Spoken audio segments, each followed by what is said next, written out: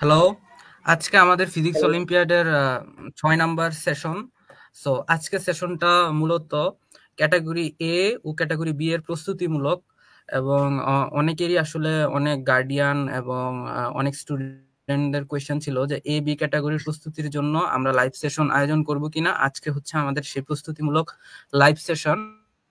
আজকের লাইভ সেশনটি পরিচালনা করবে অর্ণব চৌধুরী, আমাদের এই বাংলাদেশ ফিজিক্স অলিম্পিয়াডের মানে সিনিয়র একাডেমিক মেম্বার। তাছাড়া হচ্ছে সে অ্যাস্ট্রোনমি অ্যান্ড অ্যাস্ট্রোফিজিক্স অলিম্পিয়াডেরও একাডেমিক মেম্বার। সো তোমরা আজকে অর্ণবের কাছ থেকে, অর্ণব এবং আমি ব্যাচমেট। সো অর্ণবের কাছ থেকে তোমরা আজকে এ বি ক্যাটাগরির প্রস্তুতিমূলক গাইডলাইন পাওয়া, পাশাপাশি হচ্ছে কিভাবে প্রিভিয়াস ইয়ারের রিজিওনালের প্রস্তুতি নেওয়ার জন্য কোয়েশ্চেন সলভ করতে হয়, প্রবলেম সলভিং করতে হয়, ওই সম্পর্কিত সকল আইডিয়া আজকের ক্লাসে অর্ণবের কাছ থেকে তোমরা জানতে পারবা। সো তোমরা ক্লাস, অর্ণবকে বলতেছি যে তার ক্লাস বা সেশনটা স্টার্ট করতে। So Arnab. Alright, thank you Naim. So hello guys, আমি অর্ণব and sorry আমার হচ্ছে ক্যামেরাটা একটু বাজে, সো আমি হচ্ছে ক্যামেরাটা অফ করে হচ্ছে বাকি টু ক্লাস নিব আর কি।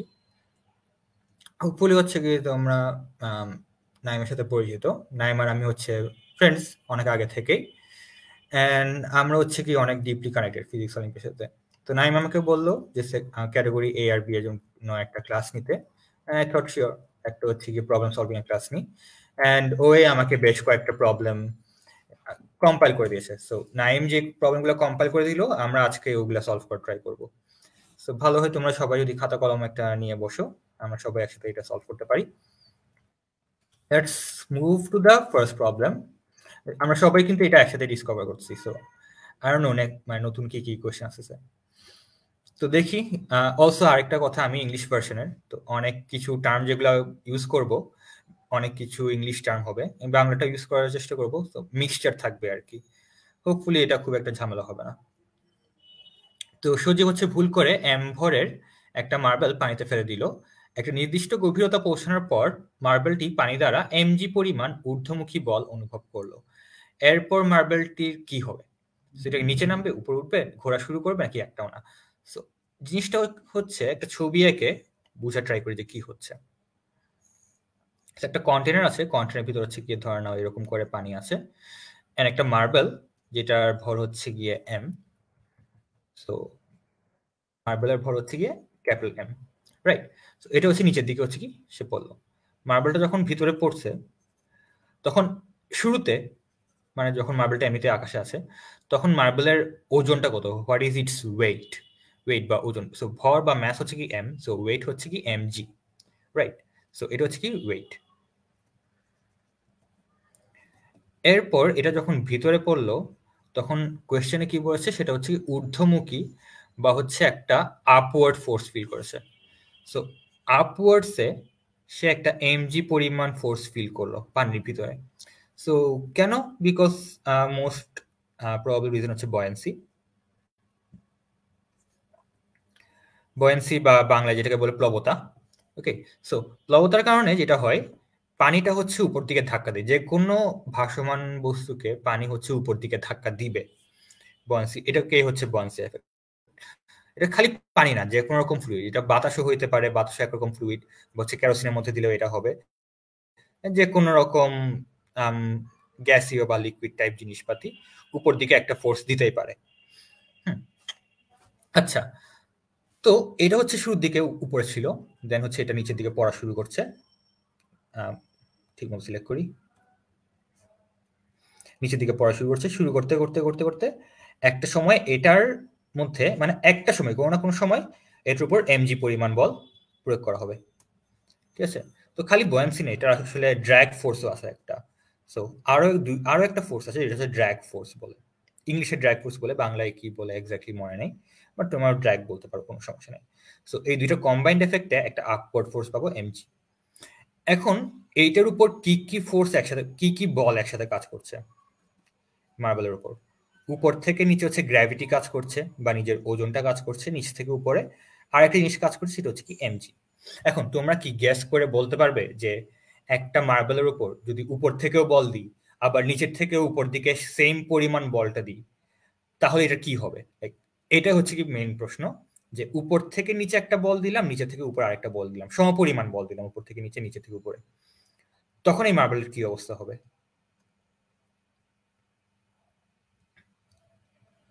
সো জিনিসটা হচ্ছে, অনেকে হচ্ছে বলে যে যেহেতু দুই সাইড থেকে একই পরিমাণ বল প্রয়োগ করা হচ্ছে তাই কোন রকম নড়াচড়াই করবে না, but that's not the actual thing. কথা হচ্ছে এটার কোনো ফোর্স ফিল করবে না, কোনো বল নাই, তাহলে এটা কোনো ত্বরণও থাকবে না বা অ্যাক্সেলারেশন থাকবে না, ঠিক আছে? সো এফ সমান 0 হলে অ্যাক্সেলারেশন সমান 0 হবে, বাট অ্যাক্সেলারেশন সমান 0 মানে এই না যে হচ্ছে ভেলোসিটি 0, তোমার বেগ কিন্তু থাকবে, ভেলোসিটি ইকুয়াল টু কনস্ট্যান্ট। তো এই পরিমাণ সময় মানে এখান থেকে যখন এখানে আসছে তখন এটা একটা ত্বরণ ছিল, কোন রকম একটা ত্বরণ ছিল, কোন একটা অ্যাক্সেলারেশন ছিল, বাট এইখানে আসার পর এটার এখন ত্বরণ শূন্য হয়ে গেছে, সো এটার একটা ভেলোসিটি কনস্ট্যান্ট হয়ে গেছে। তো এটার ফাইনাল ভেলোসিটি যেটা ছিল সেটা দিয়ে করবে। তো লাস্টের দিকে এটা নিশ্চয়ই নিচের দিকে নামছিল, সো এটা নিচের দিকেই নামতে থাকবে with a constant velocity. So আমাদের কারেক্ট আনসার হচ্ছে কি এটা নিচে নামবে, বাট এতক্ষণ এটা একটা অ্যাক্সেলারেশন নিয়ে বা ত্বরণ নিয়ে নিচের দিকে নামছিল, এখন এটা একটা কনস্ট্যান্ট ভেলোসিটি বা একটা ধ্রুব বেগ নিয়ে হচ্ছে নিচে নামবে।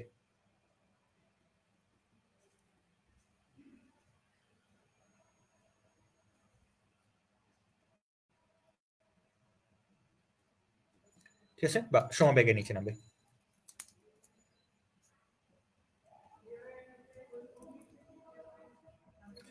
আরেকটা প্রবলেম দেখি আমরা।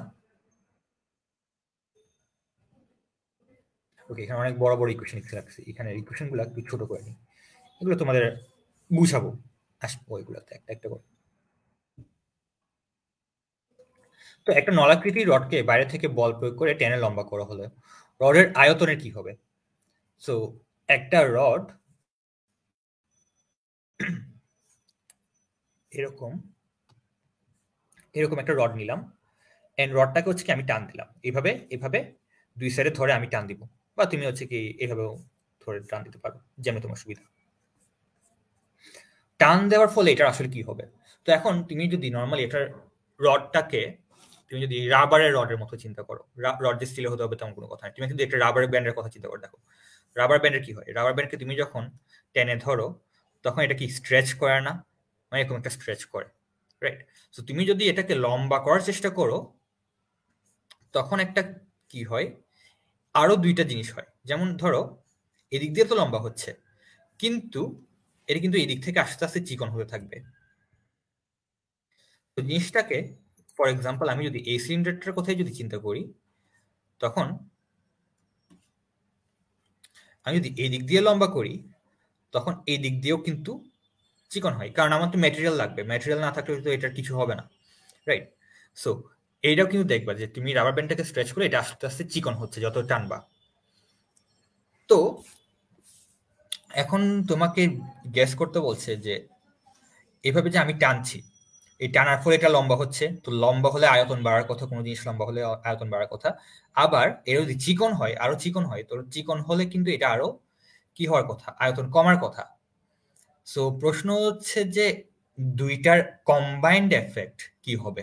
এটা কি তোমার লম্বা হওয়ার হারটা বেশি, নাকি চিকন হওয়ার হারটা বেশি, নাকি দুইটাই সমান এমন ভাবে যাতে হচ্ছে কি আলটিমেটলি সেমই হয়ে যায়, নাকি হচ্ছে কি এটা আবার আরো একটা অপশন আছে যে রডের উপাদানের উপর ডিপেন্ড করে, depends on the material, rubber হলে একরকম, স্টিল হলে আরেক রকম। তো তোমরা একটু গেস করতে পারো যে কি হতে পারে।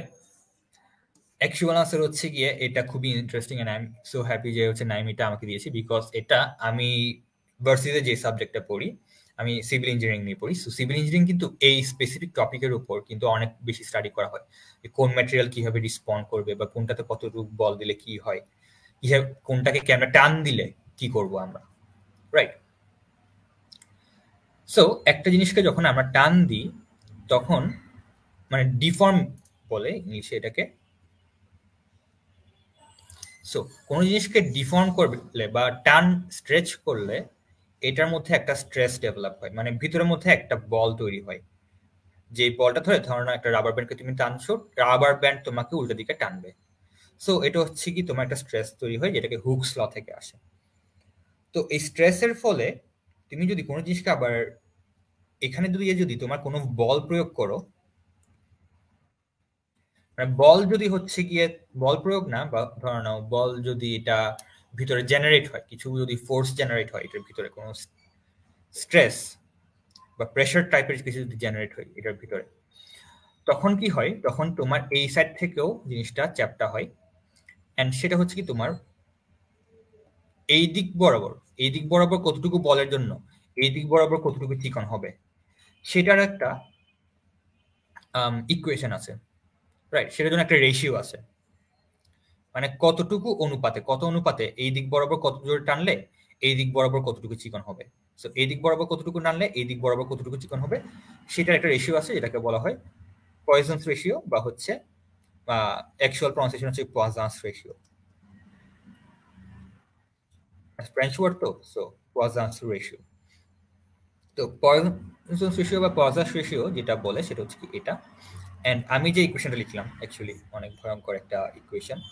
সো এটা হচ্ছে গিয়ে তোমার পয়সনস রেশিও এর একটা ফর্মুলা। হাউএভার এটা জাস্ট কি বলছে আমি তোমাকে বলি, তুমি কতটুকু ফোর্স দিচ্ছ, এই দিক বরাবর কতটুকু ফোর্স দিচ্ছ, ধরে নিলাম এটাকে এফ সাব বললাম। তো ফোর্স অ্যালং এক্স, ঠিক আছে, মানে লম্বা ডাইরেকশন বরাবর, force along long direction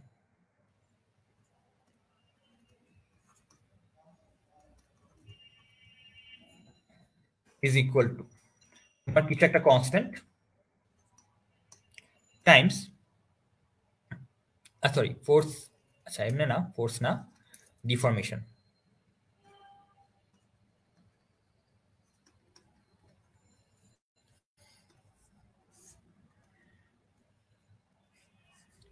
constant Times হচ্ছে তোমার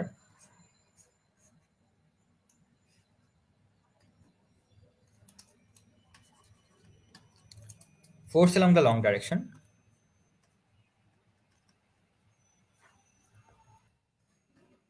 minus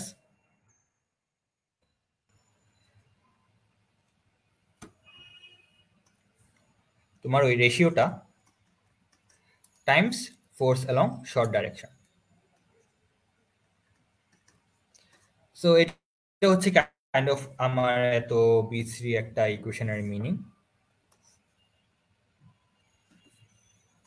রাইট? সো এটা হচ্ছে তোমাকে বলে যে আমি আমার বোথ ডাইরেকশনে ফোর্সের উপর ডিপেন্ড করে, আমার এই দিক বরাবর কতটুকু ফোর্স দিচ্ছি, আর হচ্ছে শর্ট ডাইরেকশন বরাবর কতটুকু ফোর্স দিচ্ছি, দুইটার উপরেই ডিপেন্ড করে তোমার লং ডাইরেকশনে কতটুকু ডিফরমেশন হবে। Same case will work for the short direction, short ডাইরেকশনে যখন নিব তখন একই রকম ফর্মুলা, জাস্ট হচ্ছে কি একটু উল্টে যাবে। তো কথা হচ্ছে এই কনস্ট্যান্টটা ডিপেন্ড করে ম্যাটেরিয়ালের উপর, এই রেশিওটাও তোমার নির্ভর করে ম্যাটেরিয়ালের উপর। ম্যাটেরিয়াল যদি চেঞ্জ হয় তাহলে হচ্ছে কি তোমার রেশিওটাও চেঞ্জ হবে। আবার তুমি কতটুকু ফোর্স দিচ্ছ সেটাও কিন্তু ম্যাটার করে, তো ফোর্সটাও ম্যাটার করে। আমার আলটিমেট চেঞ্জ বা change in volume delta V, so delta V বা হচ্ছে let's say my change in volume, আয়তনের পরিবর্তন,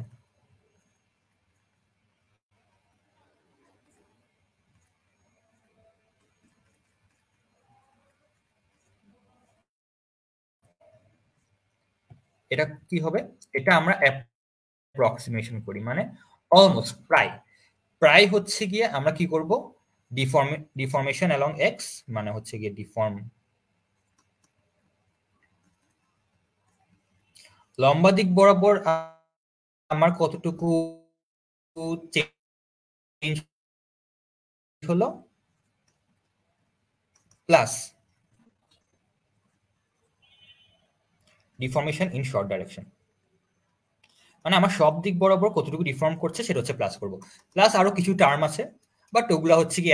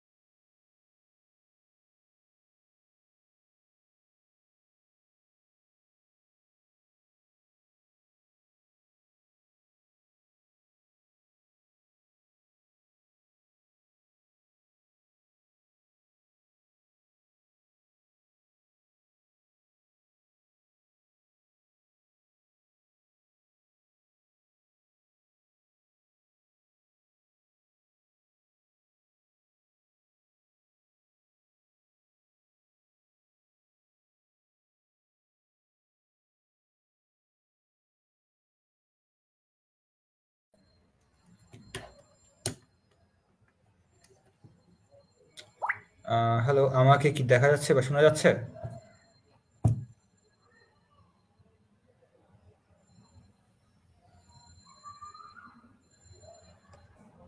শোনা যাচ্ছে, শোনা যাচ্ছে।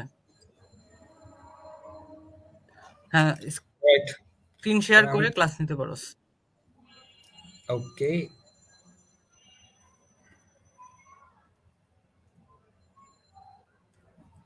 আচ্ছা, আমার যে আগেরটা, এটার রেজাল্ট কি সবাই বুঝতে পারছো যে কেন কি হলো?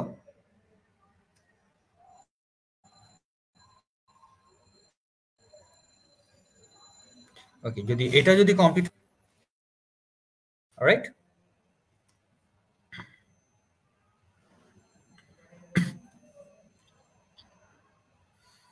আচ্ছা, টু এইট। ওকে, সো এই কোশ্চেনটা আমরা ট্রাই করে দেখি।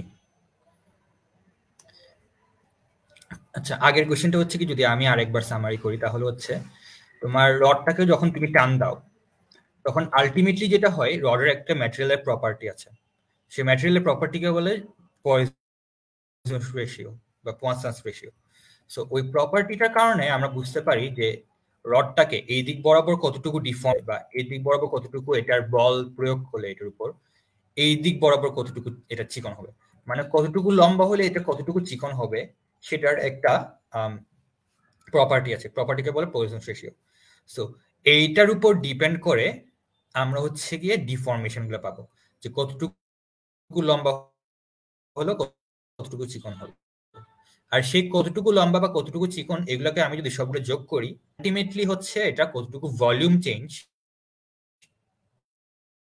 বা কতটুকু আয়তনের পরিবর্তন, সেটা হচ্ছে কি আমরা পাবো।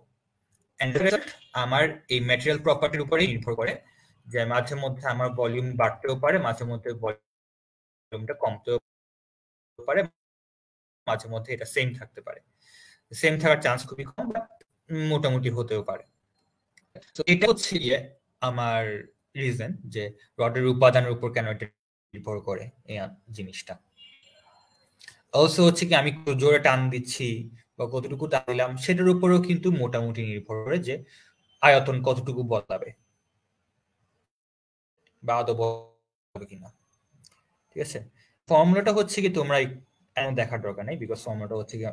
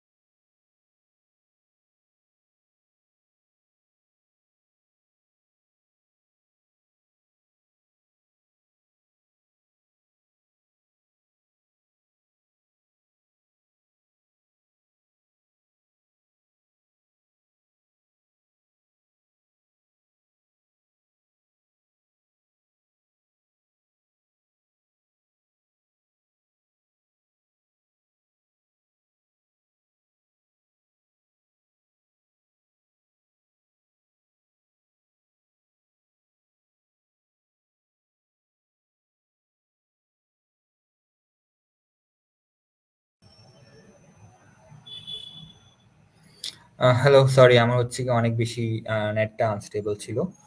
এখন কি স্ক্রিনটা দেখা যাচ্ছে? হ্যাঁ হ্যাঁ, এখন ক্লিয়ার। অলরাইট।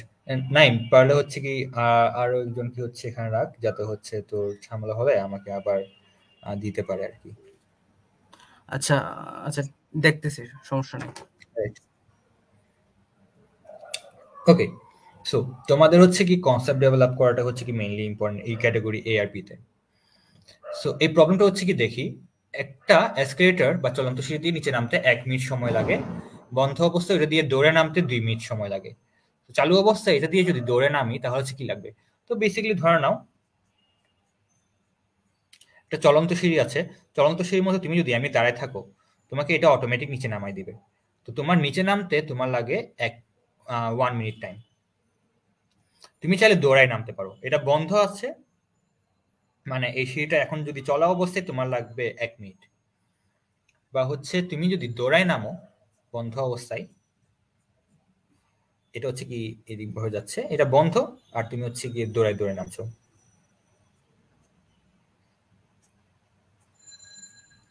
ঠিক আছে?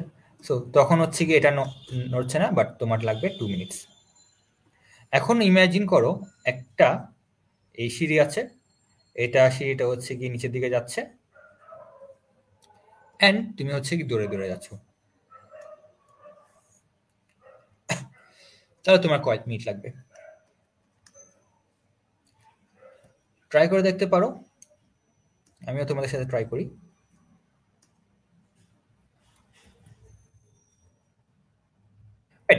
অবভিয়াসলি তুমি যদি একটা জিনিস কমন সেন্স দিয়ে চিন্তা করে দেখো, তখন তোমার অবশ্যই 60 সেকেন্ড থেকে কম লাগবে না। মানে চলন্ত সিঁড়ি, তাও আবার তুমি দৌড়ে দৌড়ে যাচ্ছ, 60 সেকেন্ড থেকে কম তো লাগবেই ডেফিনেটলি। তো ওইটা হচ্ছে কি তোমার একটা আইডিয়া, যে হচ্ছে অ্যাটলিস্ট চেক করতে পারবা যে তোমার ভুল হচ্ছে নাকি ঠিক হচ্ছে। এর জন্য যদি একটা হিন্ট দেই, তখন আমরা ধরে নিচ্ছি যে এইখান থেকে উপর থেকে নিচ পর্যন্ত যে দূরত্বটা, ডিস্টেন্স বা দূরত্বকে আমরা এক্স মিটার ধরে নিতে পারি। এক্স মিটার ধরে নিতে পারি, বা হচ্ছে তোমরা চাইলে 1 মিটার ধরতে পারো, 10 মিটার ধরতে পারো, যত ইচ্ছা তত মিটার ধরতে পারো, এটা খুব একটা ম্যাটার করে না, বা কিছু একটা। রাইট? সো আমি এটাকে হচ্ছে কি 1 মিটার বললাম, লেটস সে এটা 1 মিটার। বিকজ যত মিটারই ধরি না কেন, এটা আমার দেখবে যে হচ্ছে কি এটা অটোমেটিক কাটাকাটি চলে যাচ্ছে। তো এটার হচ্ছে বেগ কত?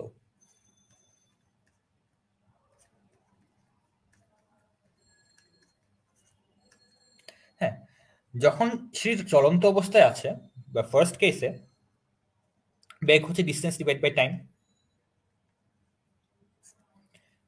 Distance divide by 60 seconds. এটা 1/6 লিখতে পারি, বা ডিস্টেন্সে লিখি, এমনি লিখি, কোনো সমস্যা হবে না। এখানেও ডিস্টেন্স কি একই না? সেম ডিস্টেন্স বা সেম পরিমাণ দৌড়াতে হবে। তো কেস 2 তে আমার বেগ অথবা ভেলোসিটি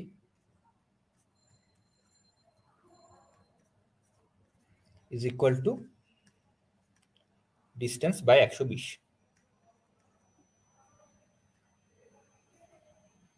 রাইট?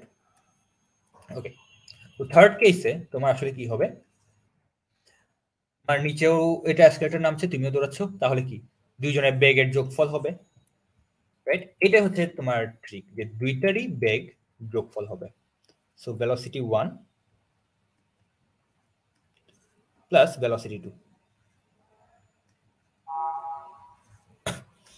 এটা ইকুয়াল টু ডিস্টেন্স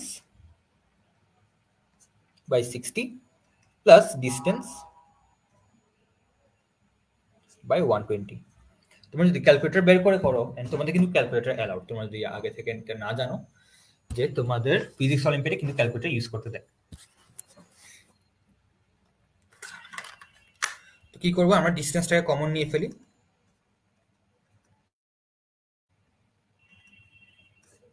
1/60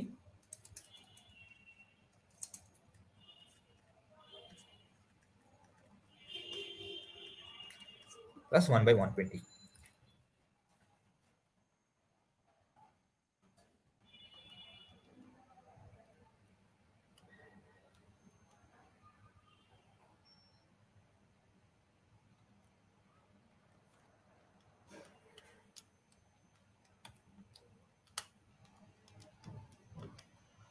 1/40 আসে আমার।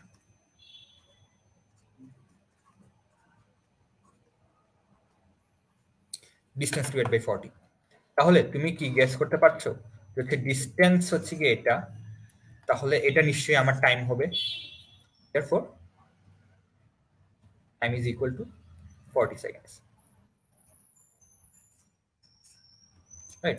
সো তোমার কনসেপ্ট ছিল যে এটাই, যে আমাকে দুইটার কেসের ভেলোসিটি গুলো যোগ করতে হবে, ভেলোসিটি গুলো যোগ করলেই বাকিটুকু জাস্ট ক্যালকুলেশন, অ্যালজেব্রা।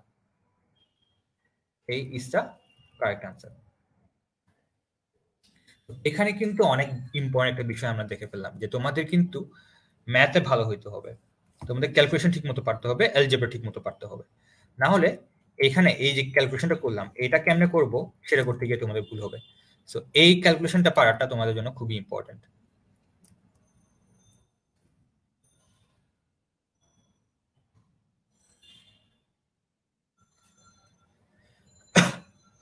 ওকে, আরেকটা দেখি। Purbasha has two different pendulums with length R and এল।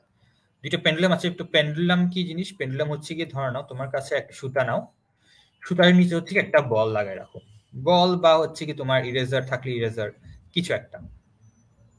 এরপর সেটাকে হচ্ছে গিয়ে একটু করে এদিকে হেলাও। তো হেলানোর ফলে কি হবে, এটা হচ্ছে কি দুলতে থাকবে, দুলে হচ্ছে গিয়ে এখানে আসবে, দেন আবার ব্যাক আসবে, দেন আবার ব্যাক আসবে এইদিকে, এরকম করে এটা দুলতেই থাকবে। তো যদি হচ্ছে কোন রকম বাতাসের কোনো বাধা না থাকে, হচ্ছে কোন রকম বাধা যদি না পাই, রিয়েল সিনারিওতে আসলে কি হয়, মানে তুমি হাতের মধ্যে যে ধরে আছো সুতাটা, তো ঘর্ষণের ফলে বা ফ্রিকশনের ফলে বা বাতাসের বাধার কারণে এটা আস্তে আস্তে থেমে যাবে। আর এইসব জিনিস যদি না থাকতো তাহলে কিন্তু এটা আজীবন দুলতেই থাকতো। আমরা এরকম কোনো চিন্তা না করি, রিয়েল লাইফেও যদি চিন্তা করি, তাও কিন্তু মোটামুটি আমরা একই রকম রেজাল্ট পাবো এই প্রশ্নের উত্তরের ক্ষেত্রে। দেখি, দুইটা পেন্ডুলাম আছে বললো, একটা হচ্ছে কি লম্বা, একটা পেন্ডুলামের সুতাটা লম্বা, একটা পেন্ডুলামের সুতাটা ছোট। আমি এখানে দুইটা আঁকছি, বাট তার মানে না যে এখানে দুইটা বল, মানে এইটা দুইটা একটাই বল, মানে একই বল, জাস্ট হচ্ছে কি এখান থেকে এখানে আসছে, আবার এখান থেকে এখানে আসছে, একই বল দুইবার আঁকলাম, দ্যাটস ইট। হোপফুলি তোমরা বুঝতে পারছো। সো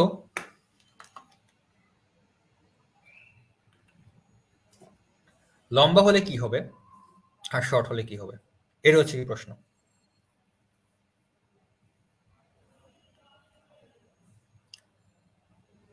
এখানে লেন্থ বলতে তোমার এই সুতার লেন্থ এই বুঝাচ্ছে, এখান থেকে সুতা না, অ্যাকচুয়ালি বলের মাঝ পর্যন্ত, বলের সেন্টার পর্যন্ত, সুতার একদম এই মাথা থেকে বলের সেন্টার পর্যন্ত যে ডিস্টেন্স, সেটাকে হচ্ছে কি এল। সো এল এটা ছোট, এটা হচ্ছে বড়। প্রশ্ন হচ্ছে কার দুলতে কার দোলনকাল বেশি হবে। যেমন হচ্ছে কি ওর পুরাটা দোলনকাল আসলে বুঝাই, দোলনকালের একটা ডেফিনিশন আছে। দোলনকালের সংখ্যা হচ্ছে কি তোমার এইখান থেকে, ধর না আমি বলটাকে এখানে ধরে রাখলাম, এখান থেকে ছেড়ে দিলে এটা এখানে আসবে, এখানে আসে আবার ব্যাক আসবে। তো এই ব্যাক আসতে মানে একবার গিয়ে পুরোটা ব্যাক আসতে কতটুক সময় লাগলো, সেটা হচ্ছে দোলনকাল। তোমার অপশন হচ্ছে কি একটা বড়, অথবা দুইটাই সমান, অথবা কোনো রকম সম্পর্কই নেই, মানে যে কোনো অনেক কিছু রিলেশন হতে পারে, তার মধ্যে এটা বলা সম্ভব না। তো অ্যাকচুয়াল আনসার হচ্ছে তোমার যার লেন্থ ছোট হবে তার টাইমটাও ছোট হবে। রিলেশনটা কেমন? রিলেশনটা হচ্ছে T proportional to square root of L. মানে তোমার লেন্থ যত কম হবে তোমার টাইমটাও কিন্তু তত কম হতে থাকবে। প্রপোর্শনাল না, মানে অর্ধেক হলে অর্ধেক হবে না। তোমার লেন্থ যদি 4 গুণ হয়, ঠিক আছে, তুমি যদি সুতার দৈর্ঘ্যটা তুমি যদি 4 গুণ করে দাও, তাহলে তোমার টাইমটা দ্বিগুণ হয়ে যাবে, because square root of 4 is equal to 2, right? তো তুমি চিন্তা করতে পারো যে যেহেতু এটা ছোট, তো এটা কম ডিস্টেন্স ট্রাভেল করতে হচ্ছে, কম ডিস্টেন্স ট্রাভেল করতে তো কম টাইম লাগবে, তাই না? তো যেহেতু সুতাটা অনেক বড়, তো এইখান থেকে এখানে অনেক লম্বা একটা ডিস্টেন্স আছে, এই লম্বা ডিস্টেন্সটা ট্রাভেল করতে অনেক সময় লাগবে। দেয়ারফর মানে that is one way of thinking আর কি, এটা একটা চিন্তার একটা ধরন বলতে পারো। তো এইভাবে যদি চিন্তা করো তাহলে হচ্ছে কি তুমি দেখবে যে যতটা সুতাটা ছোট হবে ততই হচ্ছে কি এটা তাড়াতাড়ি তোলার কথা।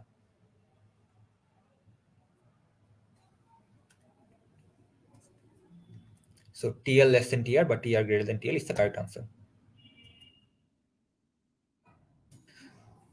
A truck carrying a bag of sand, sand falls off a small hole in the bag at a constant rate. What will happen to the momentum of the truck?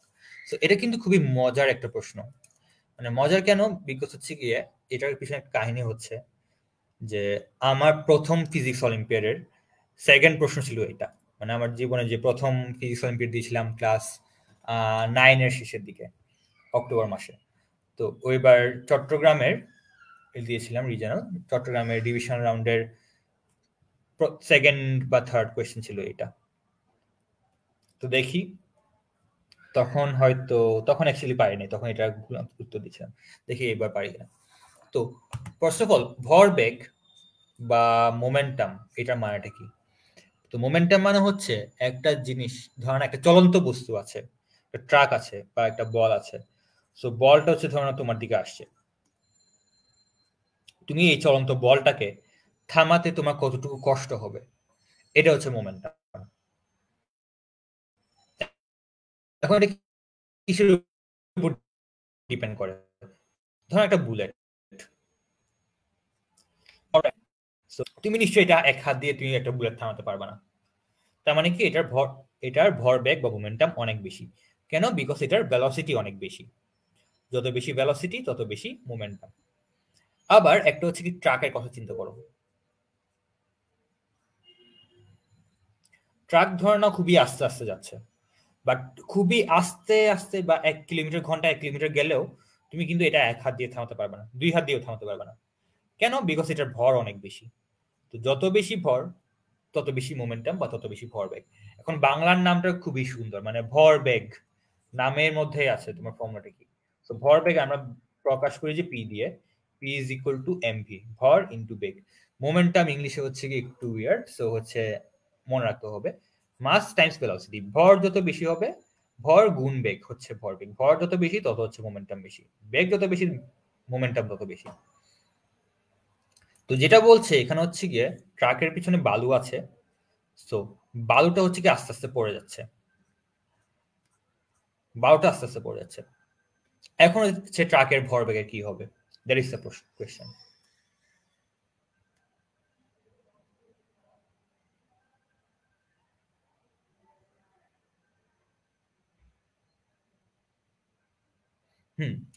অনেক হচ্ছে গিয়ে মজার প্রশ্ন। তো কথা হচ্ছে আপাতত দৃষ্টিতে মনে হচ্ছে যে এটার ভরবেগ কমবে। এখন তুমি একটা জিনিস চিন্তা করে দেখো, ট্রাকের থেকে যদি বালু পড়ে যায় তখন ট্রাকের বেগটা কি একই থাকবে? ধরো না তোমার হচ্ছে কি তুমি বই ভর্তি ব্যাগ নিয়ে দৌড়াচ্ছ, তোমার ব্যাগটা যদি একটু হালকা করে দিই, বই কয়েকটা সরাই যদি হালকা করে দিই, তাহলে কি তুমি আরো তাড়াতাড়ি দৌড়াতে পারবে না? রাইট। সো তোমার ভর যত কমবে বেগ কি তত বাড়বে না ট্রাকের ক্ষেত্রে? হ্যাঁ, বেগ নিশ্চয়ই বাড়বে। তো এইখানে কিন্তু এখন প্রশ্ন হচ্ছে যে ভর কমছে বেগও বাড়ছে, তাহলে কি আলটিমেটলি টোটাল রেজাল্টটা কি হবে? তো এটা একটা নীতি আছে, তো একটা ভরবেগের সংরক্ষণশীলতা নীতি বা মোমেন্টামের কনজারভেশন।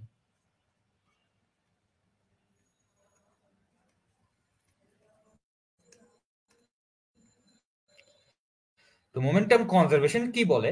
আমি যদি বাইরে থেকে কোনো ধাক্কা না দিই, কেউ যদি বাইরে থেকে ট্রাকটাকে কোনো ধাক্কা না দেয়, বা ট্রাকটা যদি হচ্ছে অ্যাক্সেলারেটরের উপর যদি চাপ না দেয়, প্লাস যদি হচ্ছে কি তোমার রাস্তার মধ্যে কোনো যদি ঘর্ষণ না থাকে, অনেক কিছু, রাইট? তো ধরে নিলাম হচ্ছে কোনো কিছু নাই, আমরা আইডিয়াল একটা ইউনিভার্সে থাকি, কোনো কেউ ধাক্কা দিচ্ছে না, ট্রাকটাকে কোনো ইনফ্লুয়েন্স করছে না, তখন মোমেন্টাম কনজার্ভ থাকে। তার মানে কি আমার শুরুতে যে ভরবেগ ছিল শেষেও সে একই ভরবেগ থাকবে, আমার ভরবেগে কোনো বদলানো চেঞ্জ হবে না। আমার যদি ভর কমেও যায় তাহলে কি হবে? আমার বেগ বেড়ে যাবে।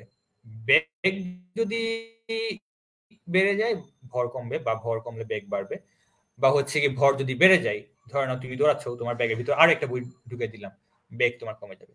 তো ওইটা হচ্ছে কি আলাদা বিষয়। তোমার ক্ষেত্রে ভর বেগের সংরক্ষণ নীতি ঘটবে না। কেন ঘটবে না? বিকজ তুমি তো নিজের উপর একটা বল প্রয়োগ করছো, রাইট? তুমি হচ্ছে গিয়ে দৌড়াচ্ছ, পায়ে হেরে দৌড়াচ্ছ, তো ঘর্ষণ একটা তৈরি হচ্ছে, মাটির সাথে তোমার একটা ঘর্ষণ আছে। সো তোমার ক্ষেত্রে ভরবেগের নীতিটা ঘটবে না, বাট তোমার বুঝার জন্য একটা এক্সাম্পল দিলাম, মানে সো যাতে তুমি কিছুটা রিলেট করতে পারো হচ্ছে জিনিসটা কি হতে পারে বা কেমনে কাজ করতে পারে। বাট একটু মাথায় রাখবে যে সব ক্ষেত্রে ভরবেগের সংরক্ষণশীলতা বা মোমেন্টামের কনজারভেশন সব জায়গায় খাটে না, কিছু কিছু ক্ষেত্রে খাটে। বাট ম্যাক্সিমাম জায়গায় আমরা হচ্ছে কি অ্যাপ্রক্সিমেটলি বা কাছাকাছি পরিমাণ বলতে পারি যে কাছাকাছি, হ্যাঁ মোটামুটি এটা খাটে। অলরাইট, সো আলটিমেটলি আমার পুরোটা বোঝানোর একটা পয়েন্ট কি, পয়েন্ট হচ্ছে তোমরা মোমেন্টাম কনজারভেশন কি, মোমেন্টাম কি সেটা শিখতে পেরেছো, মোমেন্টাম কনজারভেশন কি সেটা শিখতে পেরেছো, এন্ড এটা কখন কখন খাটবে কখন কখন খাটবে না সেটা তোমরা মোটামুটি বুঝতে পেরেছো। খাটবে না কখন, যখন হচ্ছে কি এক্সটার্নাল ফোর্স থাকবে, মানে বাইরের জায়গা থেকে যখন আমরা একটা বল প্রয়োগ করব। সো ধরে নিলাম কোনো বাইরের বল নাই, আমার কারেক্ট আনসার হচ্ছে কি ডি, একই থাকবে।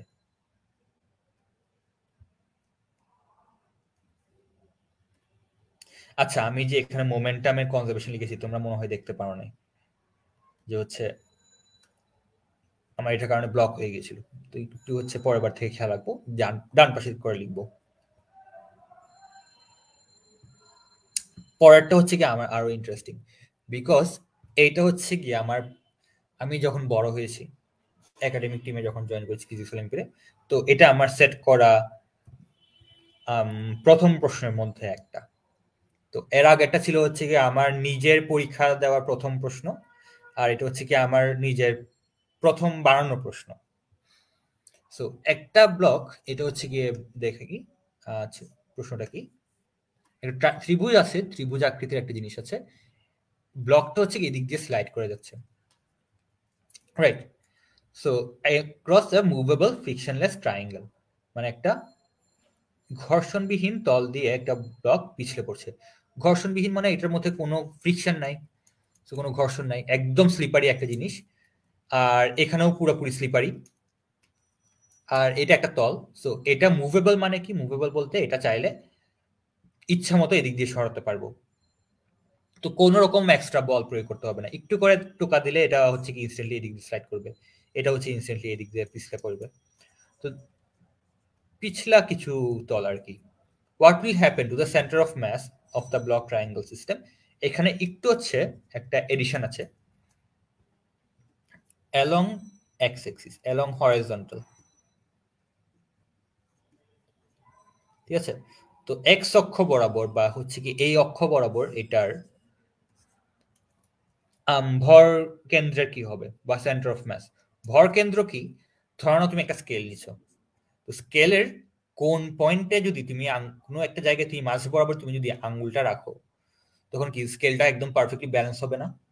তো ওই ব্যালেন্সিং পয়েন্টটাকে হচ্ছে গিয়ে তোমার সেন্টার অফ মাস বলে, ঠিক আছে, বা ভর কেন্দ্র। সো ভর কেন্দ্র হচ্ছে কি ওই ব্যালেন্সিং পয়েন্ট।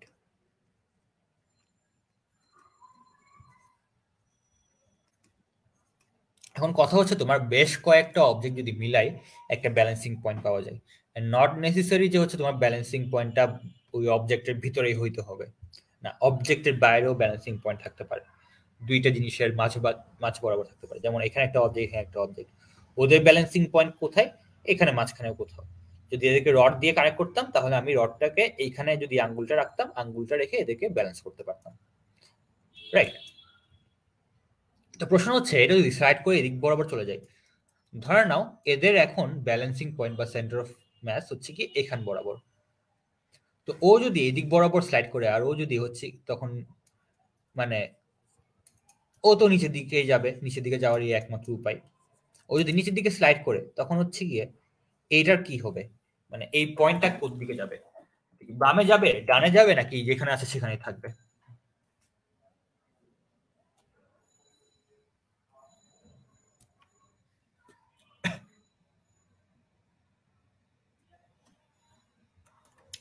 আচ্ছা, তো এখানেও তোমাদের আসলে একটা জিনিস শিখার আছে। শিখার জিনিস হলো একটু আগে যে বললাম যে কনজারভেশন অফ মোমেন্টাম বা ভরবেগের সংরক্ষণশীল নীতি, এটারও একটা সংরক্ষণশীল নীতি আছে, যে সেন্টার অফ মাস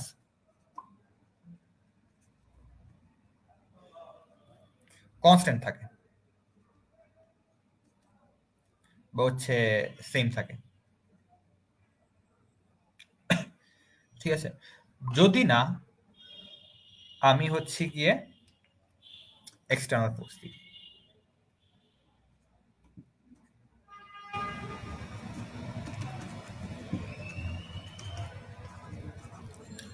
আমি যদি বাইরে থেকে কোনো বল প্রয়োগ না করি তাহলে সেন্টার অফ মাস হচ্ছে কনস্ট্যান্ট থাকবে বা সেম থাকবে। ওকে, বুঝতে পেরেছো? অলরাইট, দেখো আমি কিন্তু ব্লকটা যদি যখন এদিক দিয়ে পড়বে তখন হচ্ছে কি হবে, এটার কোনো হচ্ছে এটার উপর কোনো এক্সটার্নাল ফোর্স নেই, এটা ন্যাচারালি পড়ছে, রাইট? ন্যাচারালি এটা বাম দিক বরাবর যাচ্ছে। বা তুমি বলতে পারো যে ভাইয়া গ্র্যাভিটি তো আছে, গ্র্যাভিটি তো একটা এক্সটার্নাল ফোর্স। হ্যাঁ, বাট হচ্ছে গিয়ে আমি এই যে বললাম অ্যালং দ্য হরাইজন্টাল, তো এই যে এই দিক বরাবর কিন্তু আমি কোনো ফোর্স দিচ্ছি না, এই দিক বরাবর কিন্তু কোনো বল প্রয়োগ করছে না, গ্র্যাভিটি কাজ করছে খালি নিচের দিকে। এর জন্য হচ্ছে কি এই জিনিসটা একটু এক্সট্রা অ্যাড করতে হয়েছে, because gravity is an external force. তো এটা যখন এদিকে যাবে, মানে ব্লকটা যখন ডান দিকে সরে আসবে তখন কি হবে, তখন এটা সেন্টারটা এখানে থাকবে। এখন তুমি বলতে পারো যে ভাই ব্লক তো এখানে আসলো, সেন্টারটা এখানে, কিন্তু এই সেন্টার ব্যালেন্সিং পয়েন্টটা তো হচ্ছে কি মাঝ বরাবর থাকলো না, ব্যালেন্সিং পয়েন্টটা তো এখানে থাকার কথা, মাঝ বরাবর, রাইট? তো কথা হচ্ছে আমার সেন্টার অফ মাসটা কিন্তু সেম রাখতে হবে যাই হোক না কেন। তখন যেটা হয়, এটাকে সেম রাখার জন্য তোমার ট্রায়াঙ্গেলটা এদিকে সরে আসে। যত হচ্ছে গিয়ে তোমার এই স্কোয়ারটা যত নিচের দিকে যাবে ট্রায়াঙ্গেলটা তত হচ্ছে কি বাম দিকে সরবে, যাতে হচ্ছে কি আমার এই সেন্টার অফ মাসটা কনস্ট্যান্ট থাকে। এটা হচ্ছে কি আজকে শিক্ষা, যে হচ্ছে সেন্টার অফ মাস কিভাবে কনস্ট্যান্ট থাকে এন্ড এটাকে আমরা কেমনে অ্যাপ্লাই করব, বা সেন্টার অফ মাসকে কনস্ট্যান্ট রাখার জন্য অবজেক্টগুলো কি কি করে। ওকে, সো আই হোপ তোমরা বুঝতে পেরেছো। আচ্ছা, এখন চিন্তা করে দেখি যে ভার্টিক্যাল বরাবর কি হবে। এটা কিন্তু হচ্ছে কি এক্স অ্যাক্সিস বরাবর হচ্ছে কি এটা কনস্ট্যান্ট আছে, হরিজন্টাল বরাবর। তো গ্র্যাভিটির কারণে এটা কি হবে, দেখো আমি এটাকে উপর থেকে নিচের দিকে ধাক্কা দিচ্ছি না গ্র্যাভিটি দিয়ে, সো এটা নিচে চলে আসলো। এটা আগে উপরে ছিল এখন নিচে, এটা নিচে ছিল নিচে আছে, এটা তো আর ম্যাজিক্যালি উপরে উঠে যাবে না। সো কি হবে, ধর নাও এটার সেন্টার ছিল আগে এখানে, এটা নতুন সেন্টার আসবে হয়তো এদিক কোথাও, এদিক বরাবর, মানে এটা হরাইজন্টাল বরাবর কিন্তু কোনো রকম চেঞ্জ হবে না, বাট উপর থেকে এটা কিছুটা নিচে নামবে। যেদিক বরাবর বল অ্যাপ্লাই করছি সেদিক বরাবর এটা কিছুটা নিচে নেমে যাবে আমার সেন্টার অফ মাসটা। এটা কেন নিচে নামলো, বিকজ অফ গ্র্যাভিটি, গ্র্যাভিটির কারণে, বা মধ্যাকর্ষণ বল আর কি।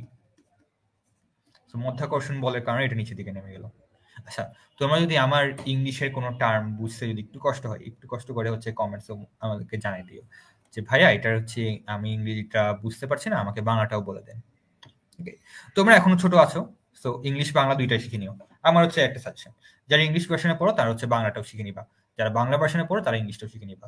আমি কিন্তু ইংলিশ ভার্সনে, বাট আমি বাংলাগুলাও বুঝি। সেম ভাবে আমার অনেকগুলো ফ্রেন্ড আছে যারা হচ্ছে কি বাংলা ভার্সন পড়লেও তারা ইংলিশটা বুঝে নেয়। আর আরেকটি ইম্পর্টেন্ট কথা হচ্ছে বাংলাটা কেন বুঝতে হবে, বিকজ তুমি যখন অনেক বন্ধু বানাবা, বন্ধু বান্ধব বানাবা, তখন তুমি ইংলিশ ভার্সন হলেও তারা বাংলা ভার্সন হতে পারে, যেটা আমার ক্ষেত্রে হয়েছে। আমার অনেক ফ্রেন্ড হচ্ছে বাংলা ভার্সনে, আবার বাংলা ভার্সনেরও সেম জিনিস, আমাদের ইংলিশ ভার্সনের ফ্রেন্ড বানাতে হবে। আবার ইন্টারন্যাশনালের যে প্রশ্নগুলো হয়, আইফো, এফও, ইউফো, ওদের প্রশ্নগুলো কিন্তু পুরোপুরি ইংলিশেই হয়। সো তোমাকে ইংলিশটা মাস্ট শেখা লাগবে।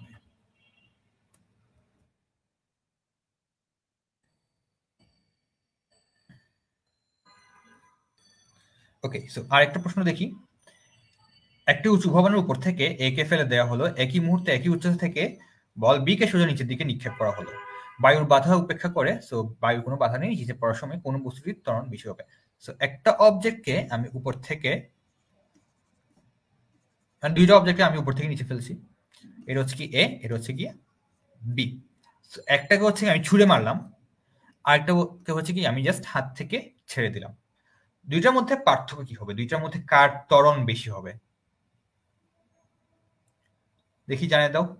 এ এর ত্বরণ বেশি হবে নাকি বি এর, নাকি এটা বোঝা মুশকিল?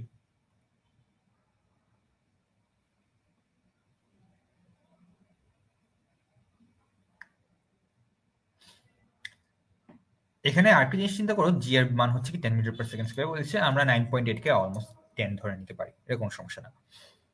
কারেক্ট আনসার হচ্ছে দুইটা ত্বরণ সেম হবে এন্ড দুইটা ত্বরণেই জি সমান 10 মিটার পার সেকেন্ড স্কয়ার হবে দুইটার ক্ষেত্রে। কেন? বিকজ আমি যখন ধাক্কা দিচ্ছি, এটা যখন ছুঁড়ে মারছি, হাত থেকে ছেড়ে দেওয়ার সাথে সাথেই ওই বলটা কিন্তু আর নাই, আমি কিন্তু আর বল দিচ্ছি না, রাইট? সো হাত থেকে ছেড়ে দেওয়ার সাথে সাথে এটার কি, এটার উপর বল বা ফোর্স জিরো। ফোর্স জিরো মানে কি? মানে আমার এক্সটার্নাল ফোর্স, মানে এটা নিজের ওজন তো অবশ্যই আছে, বাট আমি হাত থেকে কোনো এক্সট্রা ফোর্স দিচ্ছি না। তো এটা কি অ্যাক্সেলারেশন, এক্সট্রা অ্যাক্সেলারেশন, যেটা এক্সট্রা যে ত্বরণ সেটা সমান শূন্য। সো যেটা আছে সেটা জিএ জিএ থাকবে। তো এই যে ছুড়ার কারণে কি হইলো, যে সেটা একটা ইনিশিয়াল ভেলোসিটি ইউ চলে আসবে, ঠিক আছে? একটা আদি বেগ, একটা এক্সট্রা আদি বেগ থাকবে, বাট বি এর ক্ষেত্রে আদি বেগ হচ্ছে শূন্য। হ্যাঁ, এটা অবশ্যই আগে মাটিতে পড়বে বিকজ এটা আদি বেগ আছে, বাট এটার আদি বেগ নাই। বাট দুইটার ক্ষেত্রে জি এর মান 10 মিটার পার সেকেন্ড স্কয়ার, দুইটার জন্যই সেম থাকবে, ঠিক আছে? এটা হচ্ছে কি আমার আনসার। দুইটার ক্ষেত্রে আমার অ্যাক্সেলারেশন, এটার ক্ষেত্রেও এক্সট্রা অ্যাক্সেলারেশন কিছু ছিল না, মানে হাত থেকে ছেড়ে দেওয়ার পর দুইটার ক্ষেত্রেই কোনো এক্সট্রা অ্যাক্সেলারেশন নাই, জাস্ট জিরো।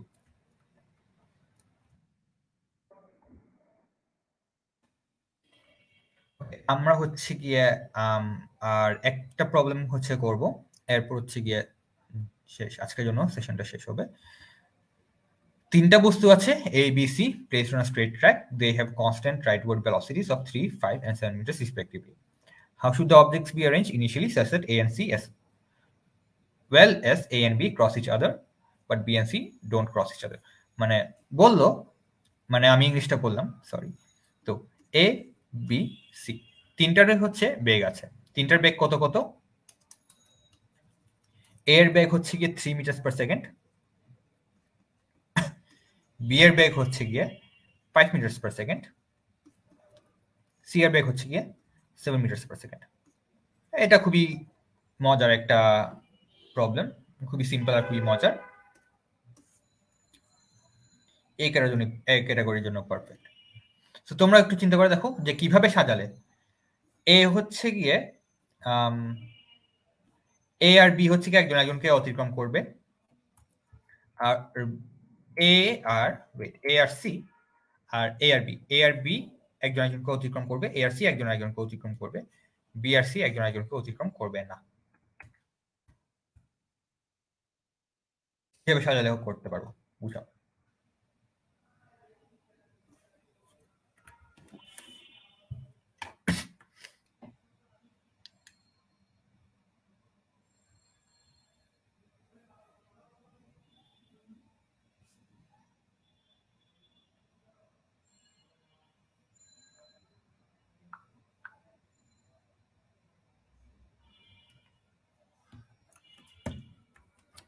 রাইট, সো আমি হেল্প করি। একটা আর একটা অবজেক্টকে যদি ক্রস করতে চাই, তখন যে ফার্স্ট হবে, ধর নাও এ হচ্ছে গিয়ে পিছনে, বি হচ্ছে গিয়ে সামনে, এর বেগ হচ্ছে 3, বি এর বেগ হচ্ছে 5। তো বি যেহেতু ফার্স্ট, বি যেহেতু তাড়াতাড়ি দৌড়ায়, ও কি আগে ভাগে চলে যাবে না? এও সামনে যাবে, বাট এ কি কখনো বি কে ধরতে পারবে? এ কখনোই বি কে ছুতে পারবে না, রাইট? সো এদেরকে যদি ক্রস করতে হয়, মানে বি যদি হচ্ছে এ কে অতিক্রম করে বা এ যদি বি কে একজনের সাথে মিট করে, তাহলে বি যদি সামনে থাকে, শুরুতে যদি বি সামনে থাকে, তাহলে এ তো কখনো বি কে ধরতে পারবে না। দেয়ারফোর বি কে পিছনে থাকতে হবে, এ কে সামনে থাকতে হবে, তাহলে বি কোনো না কোনো সময় এ কে অতিক্রম করবে। সেম কেস হচ্ছে সি এর জন্য, রাইট? একই লজিক আমি সি এর ক্ষেত্রে খাটাতে পারি, যে সি কেও এ এর পিছনে থাকতে হবে,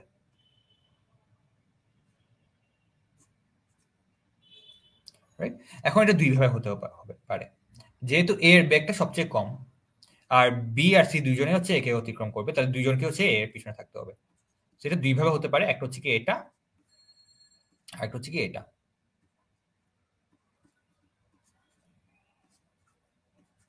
রাইট? এখন প্রথম কেসে চিন্তা করে দেখো, বি কোনো না কোনো সময় একে অতিক্রম করবে, সি ও একে অতিক্রম করবে, কারণ দুজনের বেগেই এর থেকে বেশি। এই কেসে সি হচ্ছে বি কে অতিক্রম করতে পারবে না, কারণ সি এর বেগ হচ্ছে বি এর থেকে বেশি। তাই এটা হচ্ছে সম্ভব না, বিকজ কোশ্চেন মধ্যে বলে দিয়েছে যে সি বি কে অতিক্রম করতে পারবে না। এখানে দেখো সি হচ্ছে বি এর থেকে তাড়াতাড়ি, সো সি হচ্ছে কি একে অতিক্রম করে চলে যাবে, তারপরে বি হচ্ছে কি একে অতিক্রম করবে, আর বি আর সি কখনো একজন আরেকজনকে মিট করবে না। এটা হচ্ছে কি আমার কারেক্ট আনসার, যে শুরুতে একদম বাম পাশে বি থাকবে, তারপর সি থাকবে, তারপর এ থাকবে, আর তারা সবাই হচ্ছে ডান দিকে যাবে। সো এইভাবে যদি ওরা দৌড়ায় তাহলে হচ্ছে গিয়ে আমার কন্ডিশনটা স্যাটিসফাই হবে। আশা করি তোমরা বুঝতে পেরেছো। So B C A is a correct answer.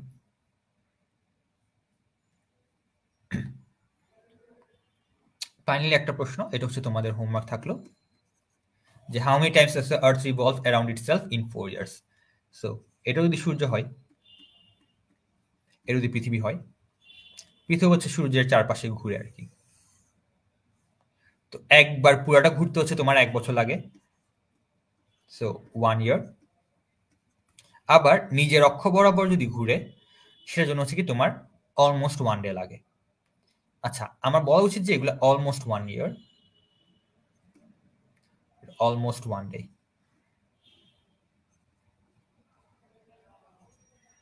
ঠিক আছে, তোমরা একটু হচ্ছে কি এটা খোঁজ নিয়ে দেখো যে এটা আসলে নিজের অক্ষ বরাবর ঘুরতে কয়দিন লাগে, পুরোটা ঘুরতে কয়দিন লাগে, আর হচ্ছে কি 1 বছর হচ্ছে নিজের আশপাশে এটা কয়দিন করে, মানে পুরোটা ঘুরতে নিজের অক্ষ বরাবর কয়বার ঘুরবে, আর 4 বার ঘুরতে নিজের অক্ষ বরাবর কয়বার ঘুরতে।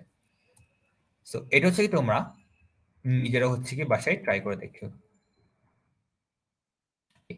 So that's all for today. এখন হচ্ছে কি আমরা আসি যে কিভাবে তোমরা প্রস্তুতি নিবে, স্পেশালি হচ্ছে গিয়ে এ আর বি এর জন্য। সো ক্যাটাগরি এ আর বি তোমাদের প্রশ্নের ধরনটা কেমন হবে? প্রশ্নের ধরন হচ্ছে কি তোমাদের এমসিকিউ থাকবে। এমসিকিউ কয়টা? 10টার মতো। সাথে শর্ট কোয়েশ্চেনও থাকবে।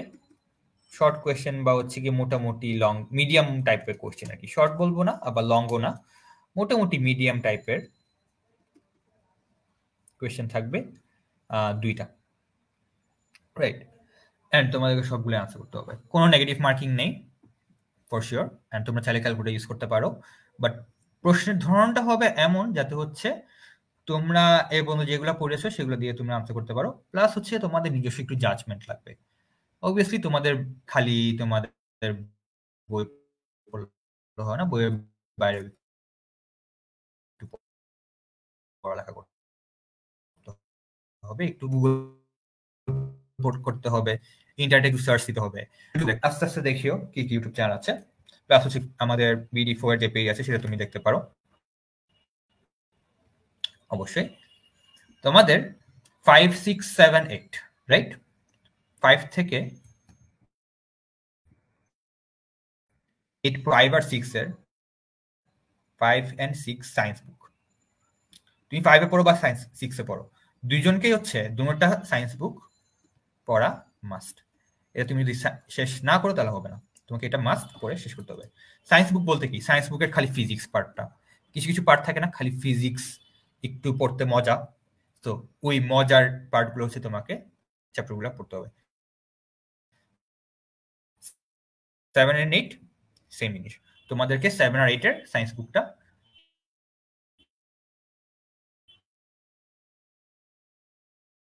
শেষ হয়ে যায়, ফিজিক্স শেষ হয়ে যায়, তাও তুমি 7 এর প্রশ্ন বইটাও নিতে পারো, 7 এর বইটা নিয়ে ওইটাও হচ্ছে পড়ে শেষ করতে পারো, রাইট? এগুলো হচ্ছে গিয়ে তোমার একদম ফাউন্ডেশন, এগুলো হচ্ছে কি তোমার স্টার্টিং, এগুলো থেকে হচ্ছে তুমি শুরু করতে পারবে। এরপর আমাদের জাফর ইকবাল স্যার আছে, জাফর ইকবাল স্যারের একটা ভালো বই আছে আমাদের কাছে, স্যারের হচ্ছে সবচেয়ে বড় কন্ট্রিবিউশন যেটা সেটা হচ্ছে কি স্যারের বইটা পদার্থবিজ্ঞান প্রথম পাঠ, বাংলা লেখা,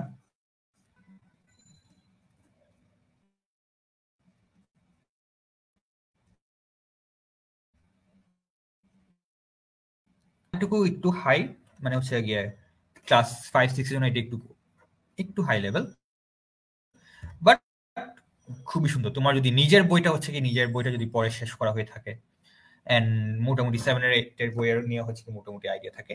প্লাস তোমার যদি কিউরিওসিটি থাকে, তোমার যদি আগ্রহ থাকে, আগ্রহটাই হচ্ছে মেইন, রাইট?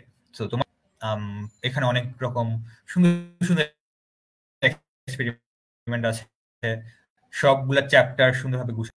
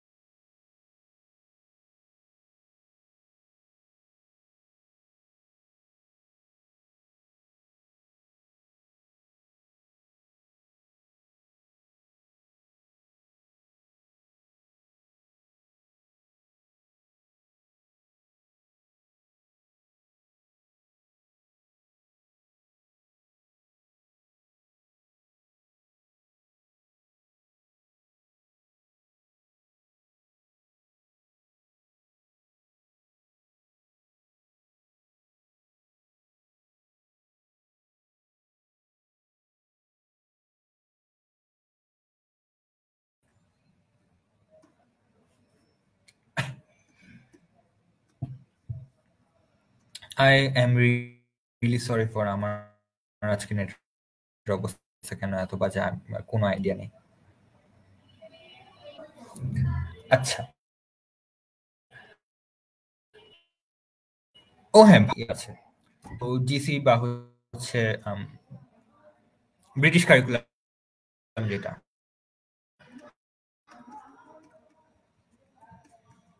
বই অনেক বা যারা হচ্ছে গিয়ে জিসি তে এই কারিকুলামের, তোমরা হচ্ছে কি চাইলে নিজেদের বইগুলোই পড়তে পারো। সো অলওয়েজ ট্রাই করবে যে হচ্ছে গিয়ে ক্যামব্রিজ বা ইডেক্সেল যেই কারিকুলামেই হয়, হ্যাঁ, সো অলওয়েজ ট্রাই করবে তোমার নিজের ফিজিক্স বইটা বা তোমার নিজের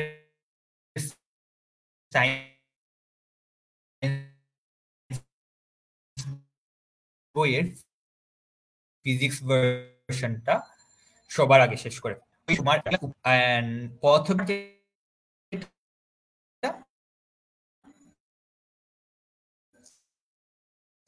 পথবিজ্ঞান প্রথম এটা বাংলা লেখা, এটা হচ্ছে গিয়ে তোমার একটু ব্যাকড্র, বাট হচ্ছে গিয়ে বাংলাটাও একটু বুঝা ট্রাই করি। এন্ড অবভিয়াসলি ফ্রেন্ডের সাথে হচ্ছে কথা বলাটা, এটা হচ্ছে সবচেয়ে বেশি ইম্পর্টেন্ট। তোমার ফ্রেন্ডের সাথে যখন ডিসকাস করবে, নতুন নতুন বন্ধু বানাবে, নিজের স্কুলের হতে হবে কোনো কথা নেই, অন্য স্কুলের ফ্রেন্ডদের অলিম্পিয়াড যখন দিবে, অন্যান্য স্কুল অনেকগুলো থাকবে, তাদের সাথে পরিচয় হয়ে যাবা। তো তাদের সাথেও পরিচয় হয়ে যখন তুমি ডিসকাস করবা, তখন হচ্ছে সবচেয়ে ভালো বেশি বেশি শিখতে পারবে, যেটা আমার ক্ষেত্রেও হয়েছিল। 9-10 এর ফিজিক্স বুক তোমার যদি হচ্ছে গিয়ে নিজের ক্লাসের বই শেষ হয়ে যায়, তুমি ধরো না ক্লাস 8-এ পড়ো, 8-এর বই শেষ, তোমার 8-এর বই শেষ হলে আমি সাজেস্ট করবো পদার্থবিজ্ঞান প্রথম পার্ট ধরো, 9-10 এর বই ধরার আগে। 9-10 এর বইটা তুমি পরে দেখতে পারো, বাট পদার্থবিজ্ঞান প্রথম পার্টটা আমার পার্সোনাল অপিনিয়ন ন্যাশনাল কারিকুলামের 9-10 এর বইয়ের চেয়ে পদার্থবিজ্ঞান প্রথম পার্টটা বেটার, বা এ লেভেলস এর 9-10 এর বইয়ের থেকেও পদার্থবিজ্ঞান প্রথম পার্ট ইজ বেটার।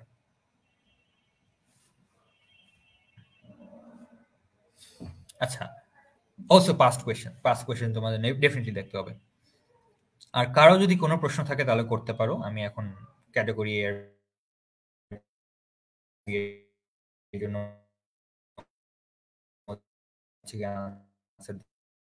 দিব। মানে এ আর বি হচ্ছে আমার স্পেশালিটি। আমি যখন 2-3 বছর আগে চট্টগ্রামে যখন ফিজিক্যালি ক্লাস নিতাম, তখন এ আর বি ক্যাটাগরি এটাই হচ্ছে মোস্টলি পড়াতাম আর কি, 6, 7, 8 স্টুডেন্টদেরকে। জাস্ট হচ্ছে কি ক্লাব অ্যাক্টিভিটিস হিসেবে অনুষ্ঠান আসতো, গল্প করতাম, পড়ালেখা করতাম। আর কারো যদি হচ্ছে কোনো প্রশ্ন না থাকে তাহলে হচ্ছে কি আমরা এখানে হচ্ছে গিয়ে শেষ করব। রিজিওনাল কখন, সেটা হচ্ছে কি আসলে আমাদের কাছে কারো কাছে ডেট নাই, সো এটা হচ্ছে কি আমরা ফিক্সড বলতে পারবো না। Once again I do not know যে রিজিওনাল কবে, আই হ্যাভ নো আইডিয়া। তোমরা জানলে আমাকে জানাও, আমি ওই দিন যাব। পাস্ট কোয়েশ্চেন পেপার ডেফিনেটলি পাবে, physics olympiad bd4.org,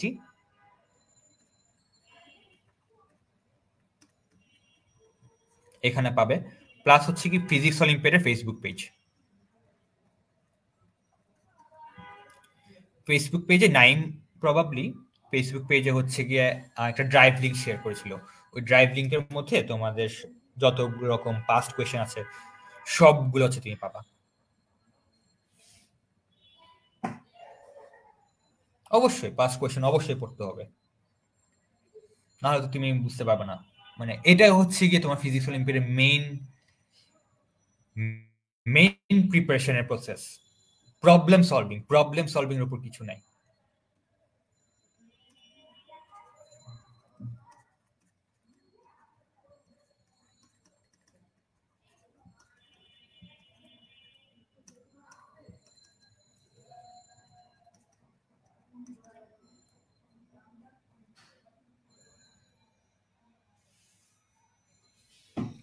I guess আমি হচ্ছে যত রকম অ্যাডভাইস দেওয়া পসিবল সবগুলো দিয়ে দিয়েছি। সো দেখা হবে তোমাদের সাথে নেক্সট সেশনে।